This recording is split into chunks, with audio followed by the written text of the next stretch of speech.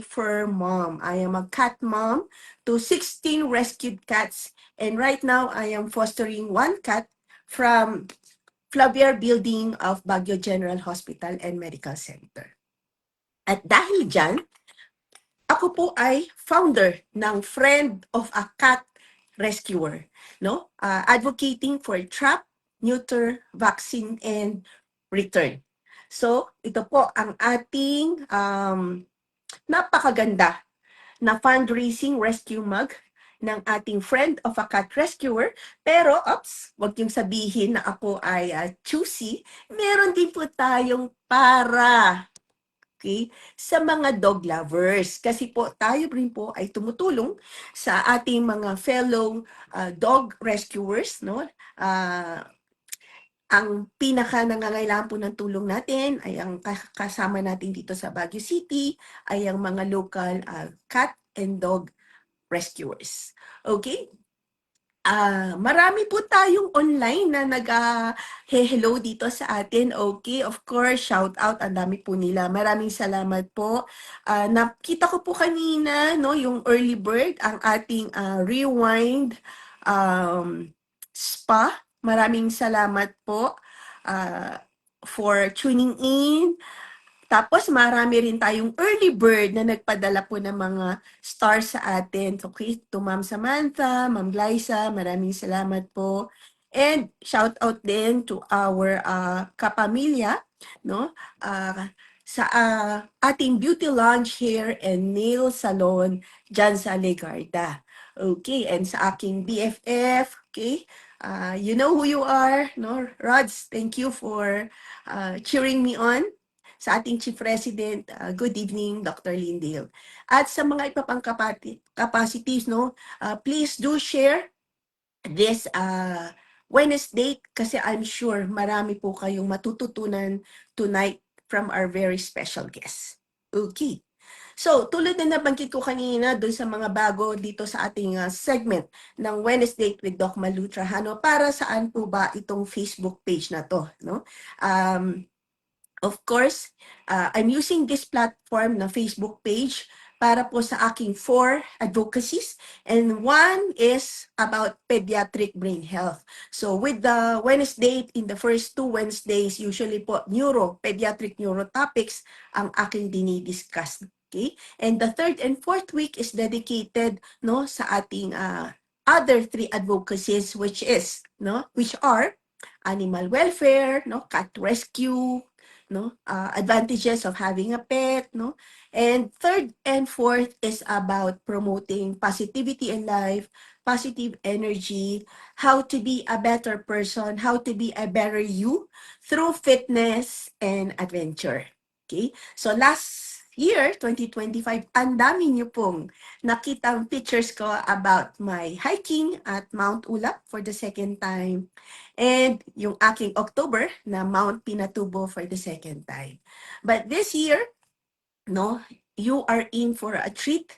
Mamaya, i-divulge ko kung ano yung ating adventure for this year. So I hope as much as I enjoy thinking of the topics and inviting guests and creating all the content that I post and all the episodes of Wednesday, sana kayo rin po ay mag-enjoy at matututo, no?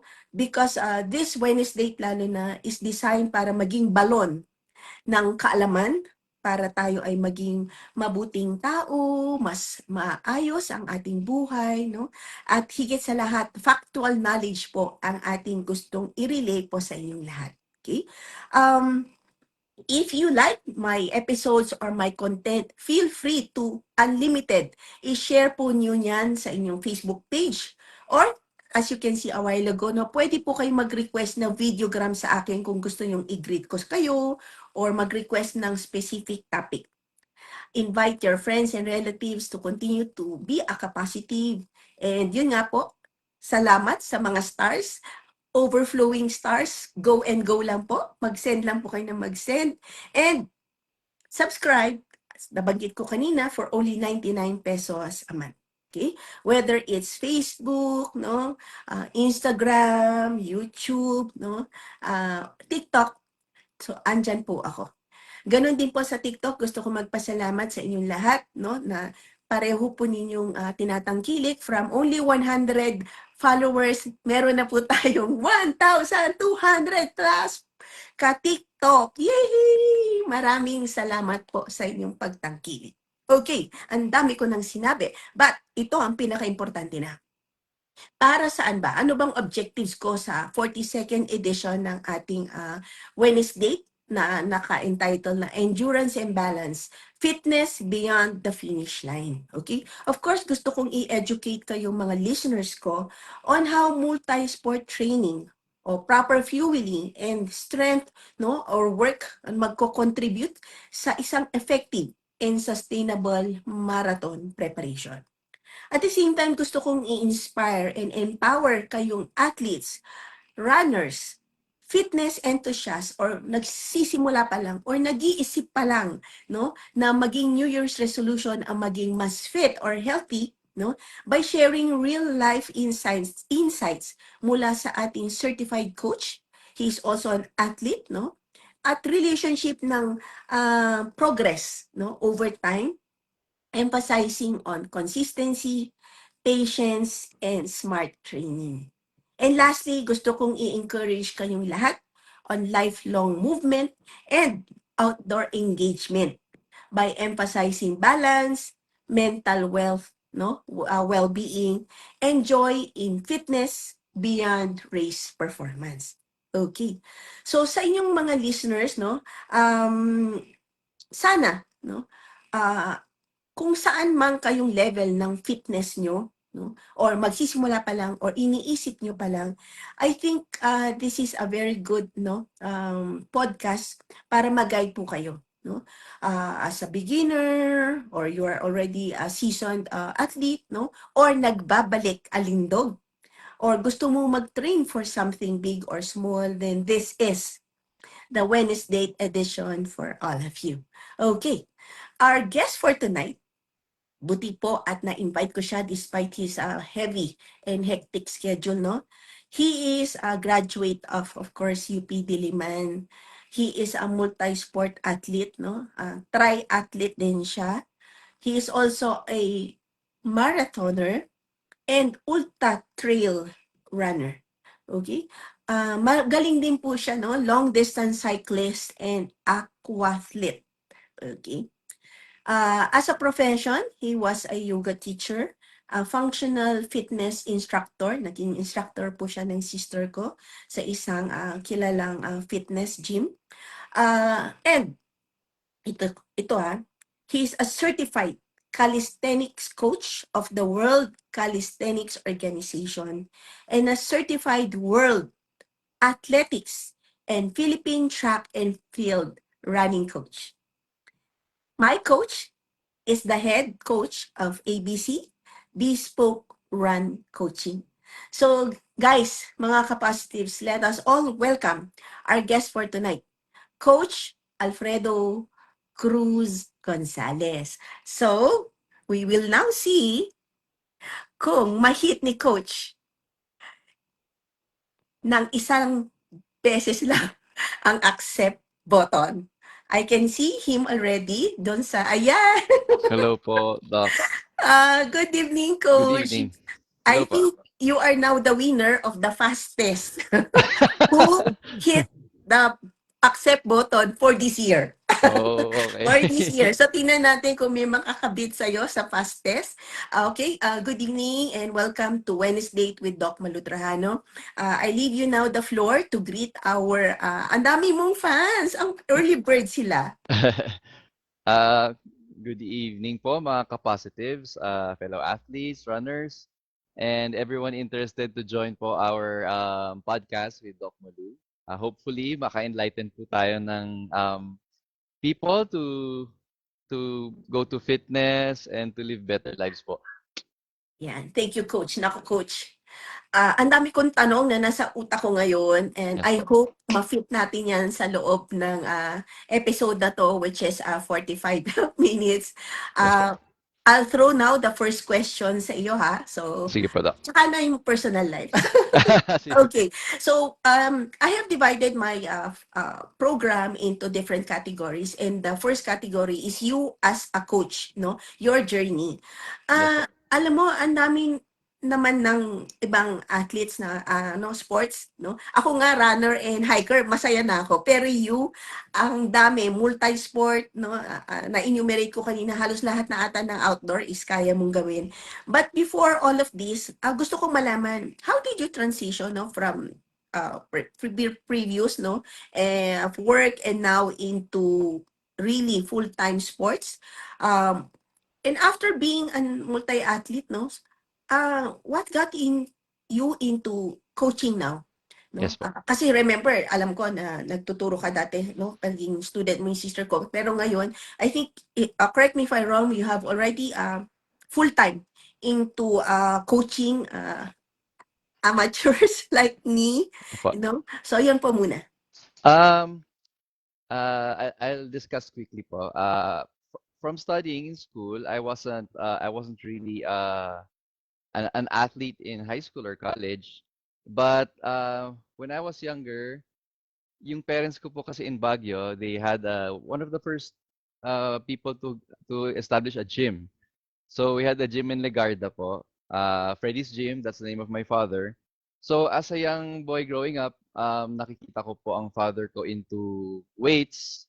And the opposite studio, nandun naman yung nanay ko doing aerobics back then, mga Jane Fonda days po siya. So I can maybe accredit yung liking ko for fitness at a young age kasi nakikita ko po sa magulang ko yun. So after that, after college, actually my first sport po was bodybuilding. Kasi yun po ang kinalakihan ko eh. Kasi my father was Mr. Baguio back then also. So ako, I got into it and I put my heart and soul into bodybuilding also. I also joined competitions. Nag-Mr. Baguio rin po.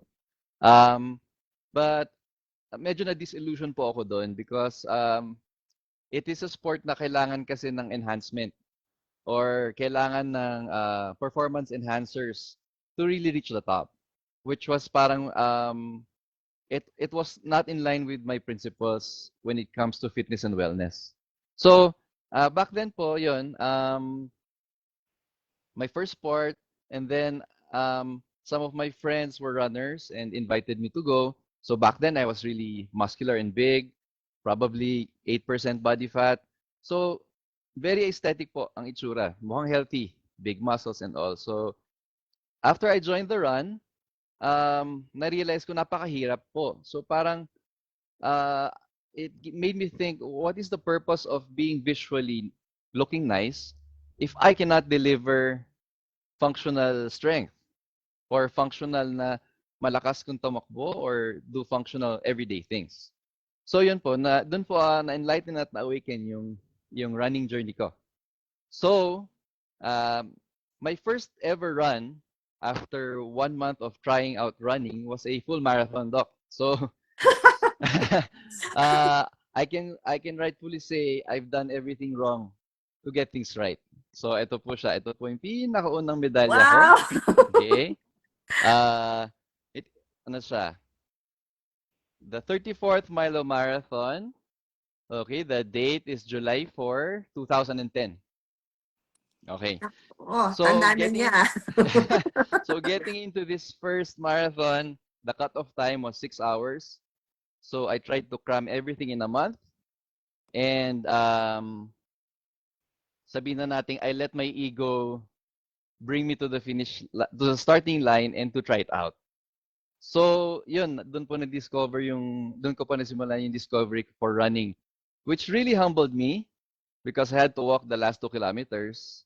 And I thought I would not finish the marathon in cut-off time. Hanggang sinabi sa akin ng isang marshal, abot pa po kayo, sir. So, since the cut-off was 6 hours, dumating ako sa finish line at 5 hours, 59 minutes, and 50 seconds. Right on time. So, yun po, that jump started my journey into fitness. Yun po. Tapos, I'll reiterate quickly na lang. So, that was 2010. So, after 2 years, I tried po ultramarathon. I joined the North Face 100. And 2 years after that, 2014, I went into multisport to swim, bike, and run. Mm-mm. So more or less, I'm 16 years into the sport at 2026. What made me transition into coaching, yung passion po for the sport, my journey getting into it as an athlete and as an enthusiast, and yun pong the maturity and the wisdom to let people understand what it meant for me and for everyone else. So yun po yung yun po yung that brought me into coaching since nagmamature na rin po tayo. We're reaching elder years. So hopefully the information and experience that we had, we can translate to other people and help them also. Wow. Ah, so akala ko no'n coach 'pag sinasabi mo yung about rush na marathon training, akala ko salita-salita lang na parang panakot sa akin. Nung pala totoo pala siya talaga. Yes. Pinrove mo with the medal talaga pala. Naku, thank you very much for those sharing, yung journey. So, I think just like me too, from being, no, just a regular doctor. I think also the passion and the capacity to give out no knowledge no just like you yun din ang parang nagiging prinsipyo ko kaya ako naka Facebook live ngayon so different topic pero same coconut no Yes to po. deliver and transfer to the next generation yung the right knowledge from all the wrong things that we did in our younger years. Okay, thank Yes you po. very much na coach. Ngayon coach na punta tayo dito. Ito alam ko gustong malaman no ng karamihan. Moving on to multi-sport training and fitness no. Ano ba yung advantage ng pagiging multi-sport unlike kung mag-stick ka lang sana sa running or mag-stick lang ako sa pag-hike or pag-stick. O kaya dagdag ko pala, nagzo-zumba pala ako. And at the same time, paano mako-complement ng multi-sport training yung pagraran? Yes. Um, Variety, to put it simply, Doc Malu, variety is always a welcome aspect when it comes to fitness. Wala naman pong mali sa single-dimensional athlete like someone who is a pure runner or a pure swimmer or a pure cyclist. But the beauty po of multisport is, um, first of all, yung mental aspect na it doesn't get very dragging, and then may mental stimulation din because we always look forward to another sport or another activity. Pangalawa, naiiwasan po natin yung abuse of repetitive motions like on the joints. Like sa running, we have easy days, we have hard days, long runs, or speed workouts, and same goes for the other sports. So halimbawa po, I've been running for 2 days straight, and I have the option to cycle on day three. I can still maintain fitness, but at the same time, not jar my knees or have another option to maintain fitness na ibang movements and motion. So yun po yung beauty ng multisport. Swimming po is also another beautiful sport kasi non-impact po siya sa joints, and it is something that we can maintain as we get older. Kasama rin po dito yung hiking. Of course, strength training like weights, which pinopromote ko po na we should do at least 2 times a week if we can to supplement the sport that we're interested in. Mm. Wow, tama coach 'no.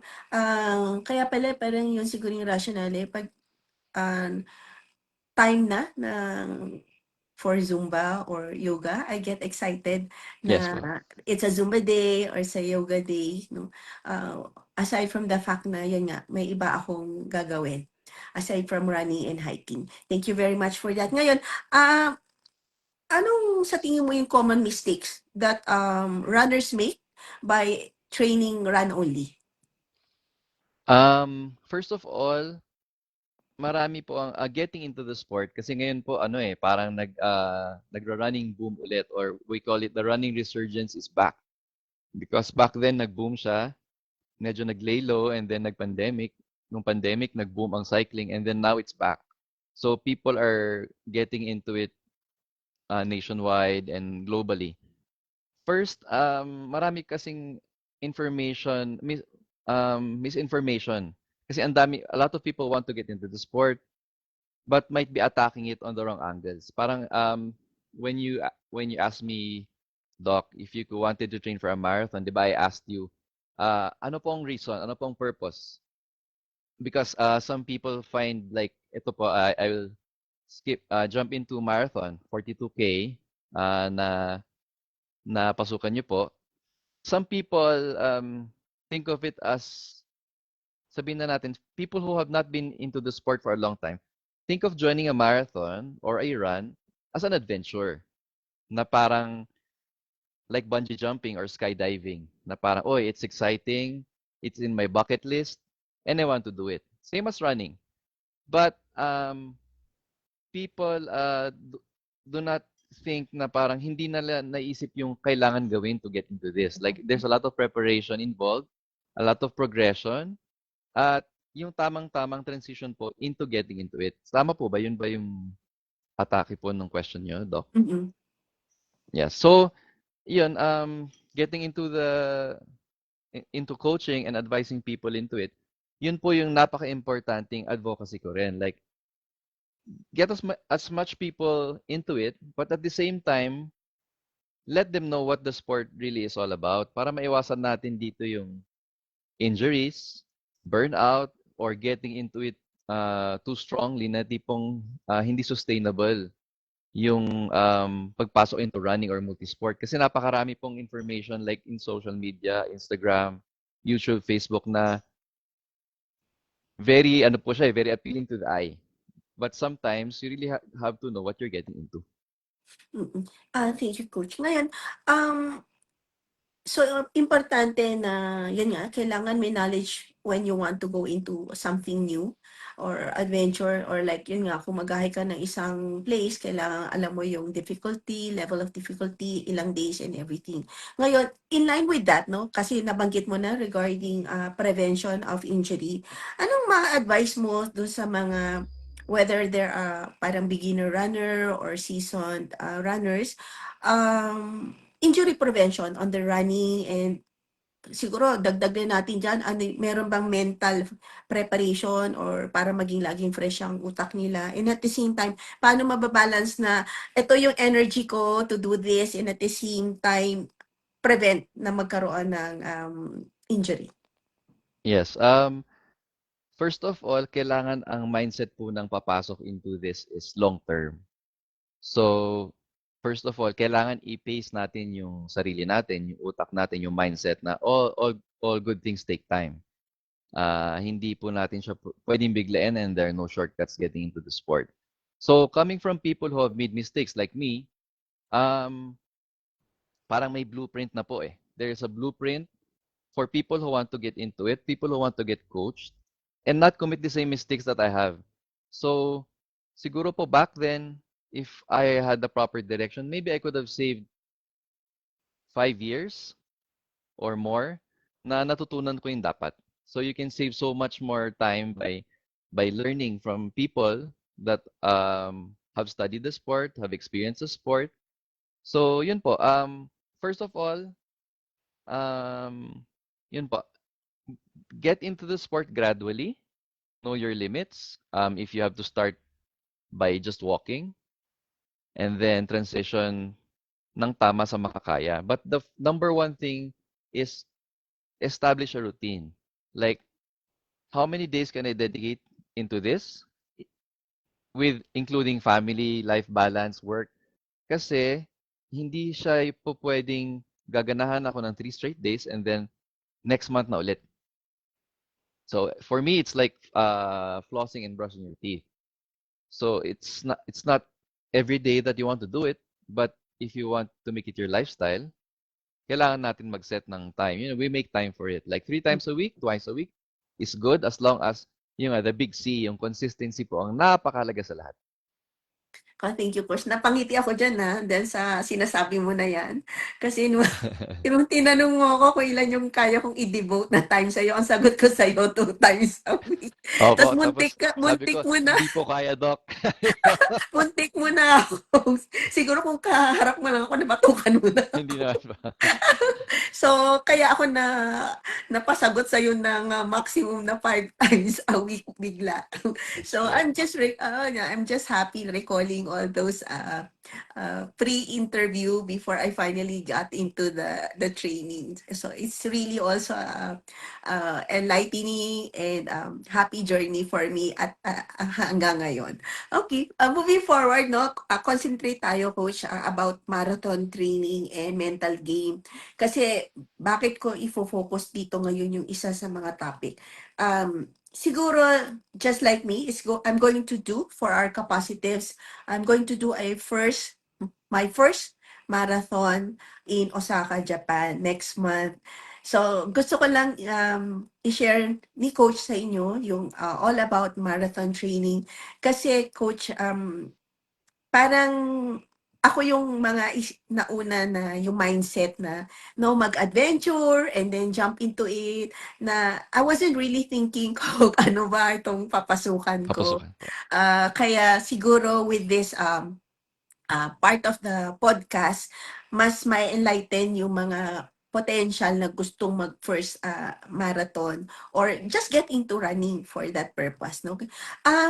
Sa marathon preparation, akala ko kasi takbo-takbo lang. Tulad ng nabanggit ko sa no, I've been lone wolf runner using the different free apps. And dito ko nakita yung difference ng yung guided apps sa phone with the real face-to-face na training Coaching. coaching. Okay? So, although I still have 4 weeks to go, ano ba talaga ang pinaka-importante sa marathon preparation? And ano yung magiging advice mo on us how to approach our long runs mentally? As you know, yung mga unang weeks together, parang napaka-hyper ko, no? Lagi akong Yes masaya po. kahit na 20 plus kilometers. Pero nabanggit ko sa'yo, for the past 2 Sundays, medyo dito na nagsisink in itong marathon sa akin na nagkakaroon na rin ako ng mental bonk. Opo. Running the 26, no?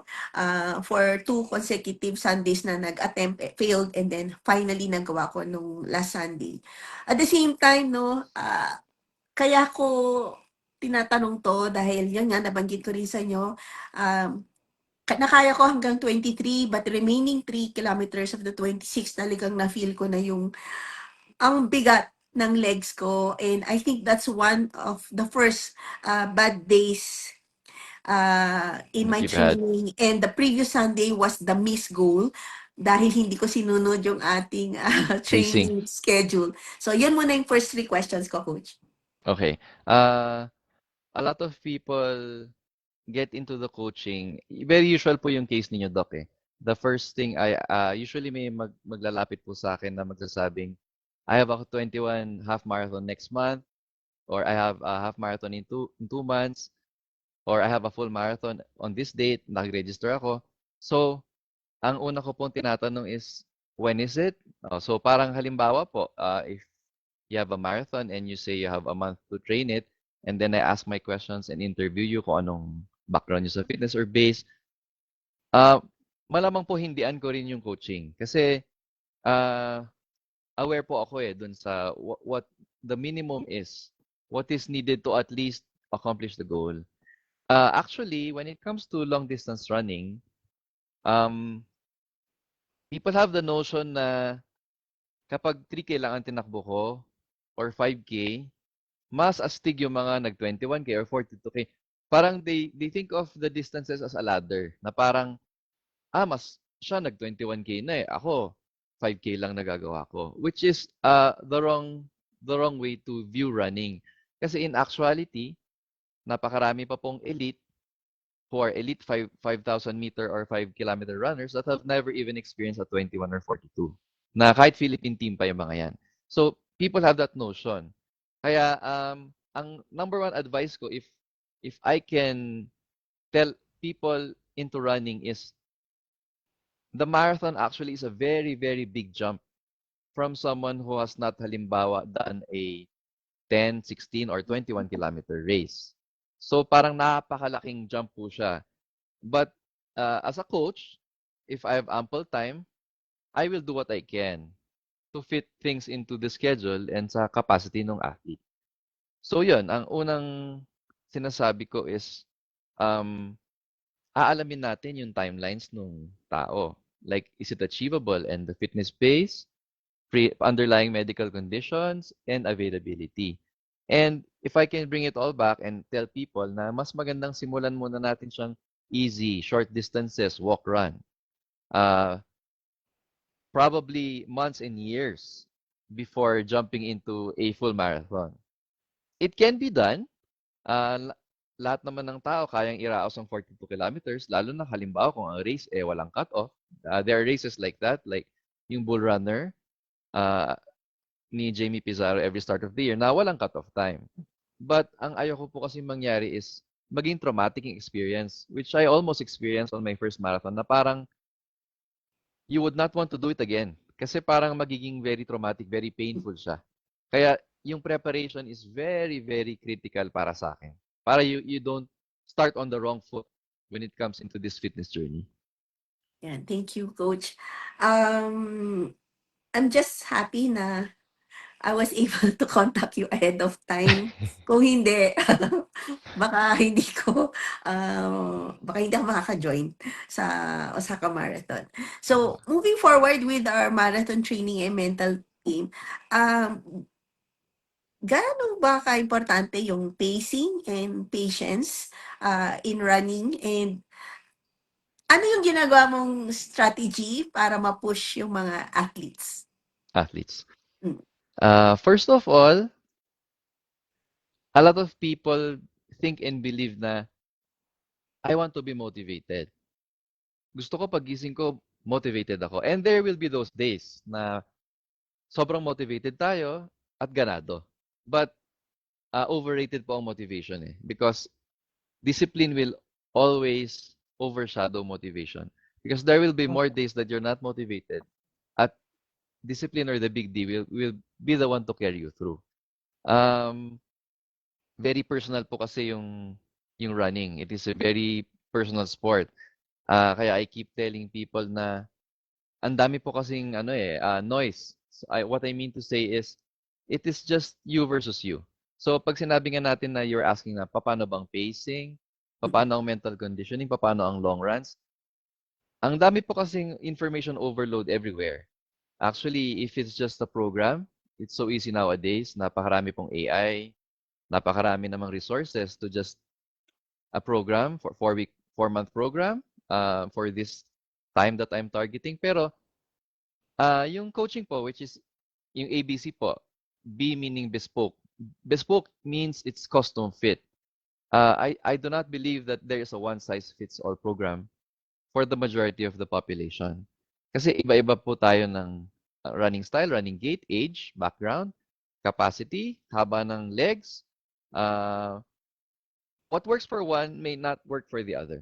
So when you say sa pacing, like yan, marathon training, there will always be a blueprint, even online. Itong mileage na kailangan. Pero paano kung hindi kaya ng schedule? Right? Paano kung hindi? So it will depend. A lot of people think more mileage is always better. But it is not necessarily so. Kasi kung dadagdagan po natin ang milyahe halimbawa ng isang atleta or isang enthusiast, pero hindi po kayang i-adapt ng katawan niya, it will result to injuries and sickness po. So, the mental aspect, yes, because sabi ko nga, mental will is a muscle just like any other muscle that we have to train even on our training days. Kasi pagdating po sa marathon, the last 10 kilometers is more mental than physical, sabi ko nga po sa inyo. So sa training pa lang, pag may ginagawa tayong program and sasabihin mo, Coach, okay lang ba? Like nung Tuesday na 6 by 1,000 meter repetitions na, Coach, okay na yung 5. Sabi ko, Doc, pilitin natin tapusin yung pang 6. Not just for the physical benefit, Doc, pero ako kasi naniniwala ako na sa training, if we cut short, pagdating ng races natin and these hurdles come, these mental barriers come, mag-default mode tayo sa pag nasasaktan ako, titigil na ako eh. So yun po yung sinasabi nating mental aspect of the game, which is talagang endurance sports. Sabi nga ni Michael Phelps, Lance Armstrong, yung mga yan before na, our sport is all about, kasi yung mga yan, isipin nyo, Doc, they're genetically all blessed, they practically eat the same food, and they train the same. Bakit may isa pong atletang mauuna sa iba? So, the sport, the competitive facet of the sport is sino ang pinakakayang tumiis ng pain. Because our sport is all about pain management. Hindi natin matatanggal yung aspeto na yun. So, yun po yun. Mm. Buti na lang tinapos ko yung 6 rounds. Example lang naman po. Thank you very much, Coach, for that. Ngayon, ang dami nating knowledge na gustong matutunan. Pero ito yung isang aspect na gusto kong i-move forward natin, Coach, na isa rin na bago sa akin. So, actually, I've been running then for a long, long time. And ang alam ko lang talaga is water, water, water. Okay. Pero ngayon, with the preparations for the Osaka, syempre, nagsa-start na rin ako magbasa-basa ng konti, Yes po. despite my busy schedule. And ngayon ko lang, sa tagal ng panahon na tumatakbo ako, ngayon ko lang na parang nalaman na ang dami ko pang dapat matutunan at yun yung the right shoes, the right kind of shoes kasi kung ang dami kong rubber shoes, mga Yes po. regalo, no, and everything, but it turned out meron pala talaga. So yun yung mga natututunan ko unti-unti through our training, coaching, the shoes, and then so yun yung tanong ko about the shoes. And two, na lately ko lang din ginagawa, it's about the energy gels and how to hydrate when you're doing a short run or doing a long run. Yes po. Hydration and nutrition, napakalaking factor. Not just sa training, not just sa main race, but sa daily routine. Hydration kasi we aren't supposed to drink pag nauhaw na tayo. Actually, tell science po yun na when you're in a race or when you're training and you feel thirsty, it means parang too late na ang hydration natin. So, kailangan po natin bantayan yan. Especially that we're training in Baguio, so hindi tayo masyadong uhawin. But what if we have to race on a humid environment? Diba? Yung mga ganun po. When it comes to nutrition naman, ang laki na po ng advances ng technology when it comes to nutrition, like gels or electrolyte drinks or premixes, inaorasan po yan. Like if we are expected to run, for example, for a 5-hour marathon, kailangan po natin bantayan yan. Like gels have to be taken in 40 to 45 every 40 to 45 minutes to sustain our energy and our glycogen needs. Yun po yung different aspects. Ngayon naman, when it comes to running gear, ano to a very very fragile topic for me. Kasi po, yun nga, marami ring bagong runners who are looking at the next super gadget, super shoe that will help solve their problems. So, ang number one dyan is kahit gaano kaganda ang sapatos, carbon-plated race shoe, it will not fix what is wrong with you. It will not fix your running gait. It will not fix your running form. It will not band-aid kung anong kulang sa inyo. So, yun pa rin, para sa akin, proper training, there's no replacement for that. Kahit anong klaseng gear pa or high-tech device. But, yung appropriate shoes, ang sinasabi nyo, Doc, is, yes, very critical po yun. Like, especially for new runners, for me, the comfort of the shoe, at kung gaano natin kayang tagalan yung sapatos at walang foot pains, ang priority sa sapatos. Doesn't have to be the most expensive or the fastest shoe. Kasi po, ang mga sapatos, merong race shoes that are overly hyped or marketed, pero may capacity po or pace needed for that kind of shoe. Like a very propulsive carbon shoe with super foam, kailangan po ang nagagamit ng pace niyan is very fast paces like 4-minute paces and below.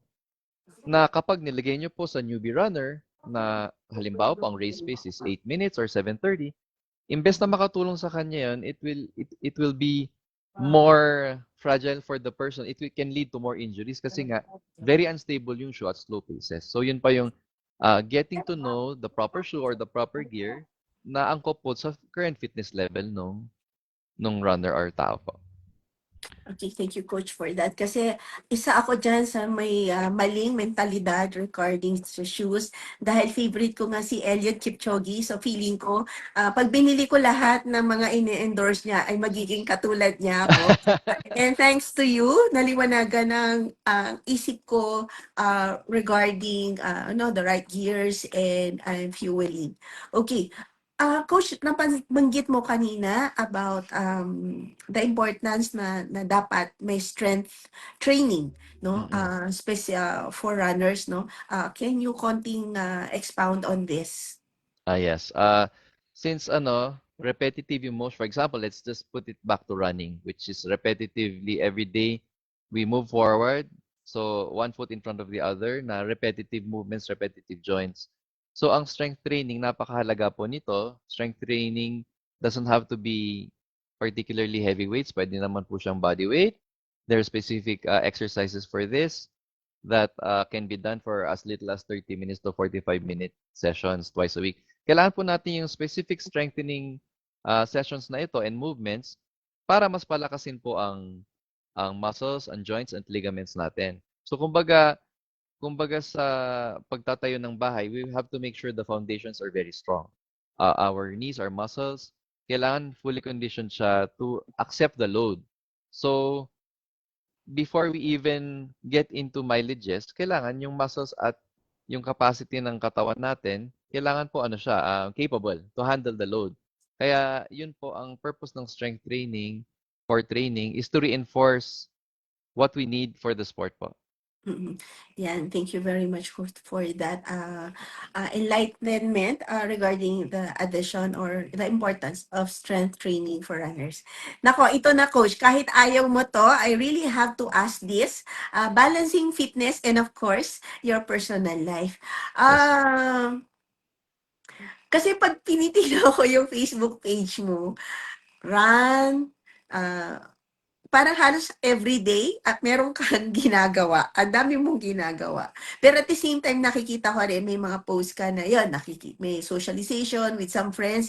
So, paano mo binabalance yung training, yung work, and then of course, yung personal life? Oo. Kasi Doc, sabi ko nga, I'm 16 years into the sport, almost 2 decades into it. So, naintindihan ko naman po ang mga bagong pasok po sa sport are so enthusiastic about it. Nagdaan din po ako sa early phases na all I wanted to do was mind, heart, and soul nandun siya. Like, train, eat, sleep, repeat. Train, eat, sleep, repeat. But as I went into the latter stages of my life, marirealize mo rin that there is more to life than just one activity. Which means to say, ano ba talaga ang goals natin getting into running or getting into fitness? At the end of the day, it's just a game. No matter if you make a podium finish or a personal best, at the end of the day, it's just a game. We want to be strong and capable and fully capable to function kasi, of course, we want longevity. Number one po yun, Doc. Longevity ng health and fitness at buhay natin. Gusto natin tatanda tayo that we can enjoy the simple things like traveling and everything else. So, I don't want to miss out on those things because there have been stages in my life as an athlete na parang ganun po, na parang I have to sleep at 8 a.m. because I have to run at 5 a.m. So, if there are social occasions, I beg to pass. Kasi mas importante sa akin sundin yung goal paces ko, goal training ko for a race which may goals din ako kasi competitive ako. So, naranasan ko po lahat yon. But at the end of the day, you will realize na there are so many more facets to life. Like social friends, other activities to enjoy, and new ventures. So, yung regarding yung tanong niyo po na how it is fit into everything, it is all about, I'm sure, Doc, na very, very adept kayo dito, time management. And I know there are so many people that are busy, pero sabi nga natin, Doc, kung gusto talaga may paraan. Mm-mm. And even in Manila, magugulat ako kasi I'm surprised that people still run until 10 or 12 midnight. Or some of them nung last weekend, may race po si Coach Fidesz sa Manila and I was out at 3:30 or 4 a.m. doon po sa place near MOA. Ang dami na pong groups, running groups that are training at that early. And I'm sure these people have kids, these people have traffic to think of and work. Pero nasa sa atin po yun, Doc eh. Nasa sa atin po. If we want something bad enough, we can do it. Ngayon, ang ma-advise ko lang is to not overcomplicate things. Don't overcomplicate your diet. You don't have to be excessively healthy or very picky when it comes to food. Mas importante yung sustainable. Like if you're busy and you're sure you can only commit 2 days of 45 minutes, okay lang yun eh. Basta ma-fulfill natin yung obligasyon na yun. Sabi ko nga, it's like brushing or flossing your teeth before you go to bed. So it's something na once you incorporate into your system, and sabi nga nila, once you jumpstart it, sabi nga nila, a healthy habit, Doc, it takes about 21 days na nagawa mo siya consistently and then it will be automatic. So, kailangan lang natin ma-ingrain sa system natin. And then, everything else will follow. Pero, Doc, hindi po linear. Hindi po linear ang journey ng running and fitness. Of course, there are bumps along the way. Marami ring parts ng na na-derail ako, na na-demotivate, nag-stop, bumalik ulit. But yun nga, yeah, we have to keep moving forward. Yun nga yung when it comes to the attitude, we keep moving forward. We keep getting back on. Ika nga. Thank you very much for that inspiring advice for all of us. Yes, agree ako dyan, Coach. Time management. Pag gusto, magagawa. Pag ayaw, ang daming excuses. Kaya kaya napipilitan akong gumising tuwing umaga ng 5 a.m. So mamaya, gigising na naman ng maaga para sa ating training at 6 a.m. Yes Coach, po. rest ka muna ng 5 seconds kasi titingnan ko lang, nasa part na tayo ng question and answer portion. Kasi Yes po. meron tayong mga questions mula sa ating audience and let me just run through. Ito. Question. May additional tips po ba kayo for the Osaka Marathon, especially related to the weather on race day, like nakasinglet and shorts lang ba? Okay, from our online viewer, good evening po. I hope I say it right. Murio MD, parang ganun po. And follow-up niya is, sinishare din niya na ang training period niya is from 12 midnight to 4 a.m. kasi yan na po ang schedule ko after work dati. So, first question and comment yung sa training niya. Yes. Tama po yung tanong niya. Getting into your scheduled marathon. Halimbawa po, Osaka. Kailangan alamin natin yung conditions, humidity, temperature. So actually, I have a good friend who has done the Osaka Marathon, si Miss Paula. I'm not, I'm, sh- I, She might be watching now. I actually asked her for resource on that kasi nagawa na po niya. So, kung anong kung kailangan ba mag-layer ng clothing, kung kailangan ba ng gloves and all. So, after this, Doc, for the viewer that asked the question, pwede rin nating i-forward sa kanya yung specific details of the marathon, kung ano po ang needed, if whatnot, kung lalong-lalo na po sa clothing. Kasi critical po yun. Kung masyado malamig, mahirap naman po. Pag masyado namang mainit, then we have to take off layers. So, kailangan natin i-adapt din yung sarili natin sa environment. Actually, it's a good idea to train for that. Sa Baguio, luckily, medyo malamig po ngayon. So, kung malamig po doon, medyo may acclimatization tayo. So, getting into that, yun nga, it's also a good idea when you're getting to the race that you have at least a few days before the race na you can walk around, jog around to acclimatize ourselves para hindi po sa day itself mismo maninibago tayong sobra. When it comes to her training hours naman, or his training hours, talagang ano po yun, i-example ko na lang po yung, my partner si Coach Fidesz. She's also her work is also online, so she finishes at 5 a.m. And after 5 a.m., she trains directly before going to bed. So I wouldn't say it's the most ideal kasi napaka-critical po ng sleep. More important than any supplement in the market is enough sleep and recovery. Napaka-importante po niyan. But as I've said, like yung nag-ask po ng question, kung ang training time mo niya is 12 midnight to 4 a.m., yun po, that is an athlete making a way to do what is needed, adjusting time. So okay naman po yun, pero kailangan pa rin niyang isipin where he or she can incorporate the proper rest and recovery time. Kasi yung tulog po napakahalaga. So wag lang niyang kakalimutan yun. Okay lang na awkward yung training time hours niya, pero probably in the day, kung makakabawi siya ng tulog or get power naps or a longer rest para makuha niya yung rest and recovery kailangan po for marathon training. Napaka-importante. Okay, thank you very much, Coach. So, to our online viewer, and hopefully you're also a capacitive, sir or ma'am, hindi ko po ma-decipher. Ifo-forward ko po sa messenger nyo yung sinabi ni Coach, no, na mga suggestions or needed for the Osaka Marathon. Okay, another question, Coach, actually tatlo to. Ano yung isang habit ng mga runner na dapat niyang itigil? Parang negative na habit na Yes. sa experience niyo. Okay. Marami po yan, Doc. First of all, people that are trying to run hard on every run. Pag baguhang runner po tayo, we feel like when we're out there, since limited ang time natin, uh, pag easy yung run o masyadong madali, we feel na parang kulang yung ginawa natin. So some runners feel that every time they go out the door, it has to be hard or it has to be stimulating or maramdaman nila yung hingal o hindi. Pero um, hindi po yan totoo.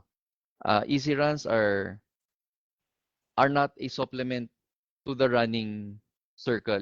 Yun ang easy runs po, foundation po 'yan. Hindi po siya filler ng running. The foundation of running are easy runs. So yun, number one, napaka-critical. 70% of your runs should be easy pa nga eh. 70%. The rest should be speed, pwede pong hills, pwede pong intervals, but kumbaga the main foundation should always be easy runs. Kasi po, siya po yung nag-establish ng aerobic base natin. If we are running, for example, 3 times a week, at sa 3 times a week na yan, puro fast runs ang ginagawa natin, ang mangyari po, puro pagod at injury ang mangyari dyan. Kasi wala tayong wala po tayong fitness base to get into those things, to take advantage of those training sessions. So that's, ayun po, number one yun. I can add a little more, yung pag masyado naman tayong techie, common fault din to even ng veteran runners is to rely overly on the pace of what we're doing rather than our effort. Pace instead of effort. Kasi may mga araw na napakarami pong aspects eh. Depends on terrain, yung humidity, yung stress level po ng tao. So, we should run more on effort rather than pace. Kung kunyari tayo, biyahe tayong La Union bukas. Or pupunta tayo ng, for example, malamig na lugar naman, and we are used to running on a certain condition and terrain, siyempre magbabago po ang heart rate natin, magbabago po ang paces natin doon. So, sabihin natin kung sanay tayo na ang run natin, halimbawa, 7 minutes per kilometer dito, and we expect to go to a different place, different temperature, kulang ang tulog natin, and run the same pace, common fault po yan, na masyado po tayong na-OOC into the numbers. So, yun. Yun po ang very common mistakes na should be avoided. Okay, thank you for that, Coach. Ito, isang question online. Could you share us one mantra that you use na pwede ring ma-use ng mga athletes or runners? Okay. Mantra when it comes to training, when it comes to ano na lang, to the race that we want to join sometimes. Ang number one na mantra natin laging isipin natin dyan is to respect the distance. So, if we're preparing for a 42K, we've been used to running 10Ks, we should not think na parang it is a normal jump. So, isipin natin, respeto natin yung distance. What does the distance entail? What does it require? So alamin natin yung papasukan natin. Next, um, forward is forward, one step at a time. Magandang mantra din po yun, whether it is in training or it is on the main race. We keep moving forward. We keep looking forward to the next step. Hindi po tayo magdudwell sa past. At the same time, dahil sabi ko nga, hindi linear ang training and ang running journey, is we don't be too hard on yourself when it comes na nagkakalapses ka or may hindi ka nagagawa. Sabi mo nga, Doc, times na may training na hindi mo nasusunod yung tamang mileage, we have to not be hard on ourselves and just move forward. When it comes naman to preparing for events, ang magandang mantra diyan, pag nandun na kayo sa ginagawa ninyo at nahihirapan is to trust in your training. You deserve to be here. Trust in your training. Kaya napaka-importante nga na going into an event, you did what you had to do para pagdating po nung halimbawa nung marathon, sa kilometer 25, kilometer 32 kayo at nahihirapan, meron kayong panghahawakan na, no, I trained for this. I deserve to be here. I worked hard for this. So, may panghahawakan tayong ganun.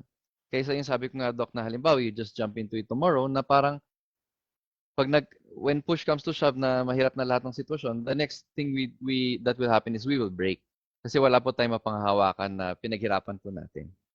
So, yun po. Those are just a few mantras. Very useful na mantras. Thank you very much, Coach. Alam mo, sana ang dami pa nating oras, ano? Kasi ang Opo. dami ko pang tanong. Pero, before na mag-end yung ating Wednesday na podcast, there's a new segment in my Wednesday. And I call this Rapid Fire. So, if you know, meron tayong talk show. Ang tawag naman sa kanya ay, sa segment na yun ay Fast Talk. So, ito naman sa akin, it's called Rapid Fire. So I'll be Okay. asking 3 questions and you have to answer it in siguro 1 or 2 words, no? Hindi explanation. So yan yung rules nitong aking Rapid Fire with Wednesday. Okay. Doc Malu. So first rapid fire is ano yung parang a must do na workout before running? Dynamic warm-ups. Oh. Before running. We have to warm up the body. Ayan, thank you very much for that. So, kung gusto niyo malaman ko ang dynamic workups, mag-join kayo sa aming training session every Tuesday and Thursday, 6 a.m. So, Yes, but watch out. isingit ko lang, Doc. By the way, if anyone wants to join the sessions, anyone can join naman po. Hindi naman po kailangan mag-enroll. They're welcome to learn. I can always give them tips. They can always join the runs. Wala pong problema doon. If they want to get into the particulars lang, kasi nga bespoke po yung coaching natin and they really want to get into specific numbers, then they can consider enrolling. But if it's just people that want to learn and tips and just try it out, everybody's welcome to join. Ayan. You can just message him directly. Okay. Second, rapid fire. Isang overrated running habit. Running fast all the time.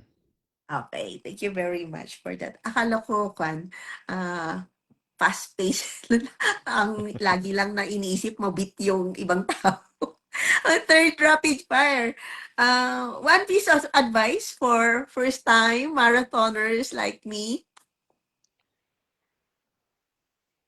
Enjoy the journey and breathe. Okay. Kaya nga lagi kong sinasabi doon sa mga nakakanood ng aking mga reels, kung narinig nyo yun, relax, relax, relax. Sinasabi ko yon sa una kong mga training sessions with Coach Alf. But ngayon, parang na-imbibe ko na to just relax. I don't have to really talk to myself in relaxing. So, thank you very much, Coach, for being game dito sa aking new segment na Rapid Fire. But before I let you go, any last few messages to our online capacities or to our runners or athletes out there who are listening, or to anyone who are busy runners? Yes po. I encourage everyone to get into the fitness community. Doesn't have to be running. It can be hiking, walking, biking, swimming, or just going to the gym. Movement is medicine. Yun po ang masasabi ko sa lahat ng tao. Movement is medicine. We have work hard every day. Lagi po tayo nagsisikap, nagtatrabaho, nag-iipon. But at the end of the day, we have to realize na what what is all this for? It is for us to enjoy life. Kaya nga sabi ko yung sabi mo, Doc, I do so many things, I have so many hobbies kasi carpe diem po eh, 'di ba? Live by the day, and we maximize what we can experience with the very short life we are given. So, to be capable to enjoy life and to love people, we have to be strong. We have to be capable. We have to be healthy. And yun po, napaka-importante na yun po yung tagline ng podcast nyo is balance. If there's one thing that I've learned throughout the years I've been training, first of all, balance. Balance, work-life balance, um, relationship balance with fitness, and always, always, number one, listen to your bodies. Nagsasalita po yan. If it says it needs rest, you listen to it. So we only have one body, temple ng God po yan. So let's take care of it, nourish it, and listen to it too. And as we go older, respect our limits. Kasi marami pong atleta na napakalakas and nahihirapan din sila mag-transition into accepting that as we get older, we have limits too. So yun po, yun lang. Let us see the bigger aspect of things and live life to the fullest po. Nako, Coach,